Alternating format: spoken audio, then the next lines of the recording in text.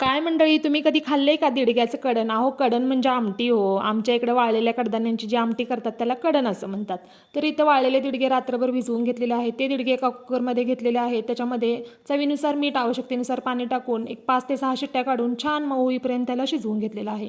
त्याच्यानंतर गॅसवरती छोटं एक डेचकं ठेवलेलं आहे मी. त्याच्यामध्ये 2 ते 3 चमचे तेल, अर्धा चमचा जिरं, 8 ते 10 लसूण पाकळ्या, ताजा कढीपत्ता, अर्धा टोमॅटो बारीक चिरून टाकलेला आहे.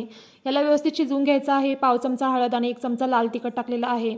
व्यवस्थित परतून घ्या. त्याच्यामध्ये शिजलेल्या दिडग्याचं पाणी टाका आणि ह्याला व्यवस्थित हलवून घ्या. त्याच्यानंतर 1-2 चमचे दिडगे एका भांड्यात घेतलेले आहेत. त्याच्यामध्ये 1 चमचा बेसन टाकून थोडं पाणी टाकून याचं बॅटर बनवून घेतलेलं आहे आणि ते या आमटीमध्ये ओतून घेतलेलं आहे. म्हणजे आमटी छान दाटसर होते.